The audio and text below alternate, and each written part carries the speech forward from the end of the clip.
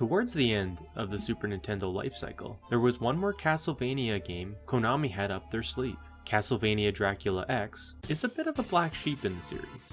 This one was released 4 years after its predecessor, Super Castlevania 4.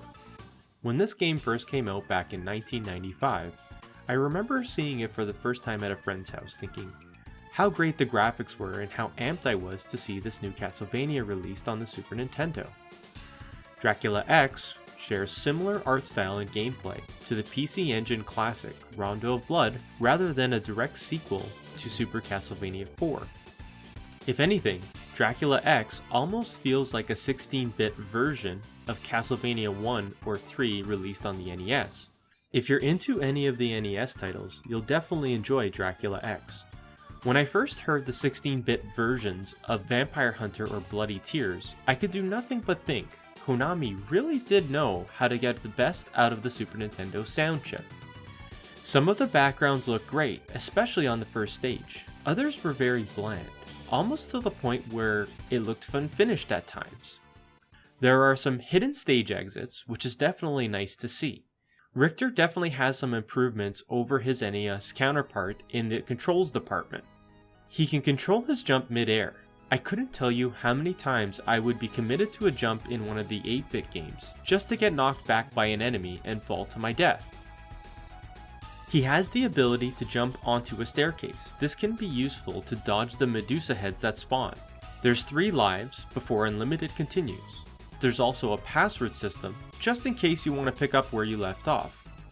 I really like the fact that if you pick up a sub-weapon by accident, your previous one will fall on the ground, allowing you to pick it up again. Richter also has an item crash ability that enhances your sub-weapon attack. One really unfortunate part of the mechanics is Richter can only whip in 2 directions. This mechanic is definitely a step backwards considering you could whip in multiple directions in Super Castlevania 4. The game is also extremely difficult, almost to the point where it feels unfair. You're constantly punished from the Medusa heads and are often forced to deal with tough enemy placement. You still get knocked back when taking a hit. The final boss Dracula is very tough in this one. It's got these platforms where you have to jump between. Most of the time Dracula spawns off the screen, forcing me to be overly aggressive and eventually getting knocked off and dying. Another major downside of Dracula X is that it's extremely short for a Super Nintendo game. It's only got 7 stages, and the stages are fairly short.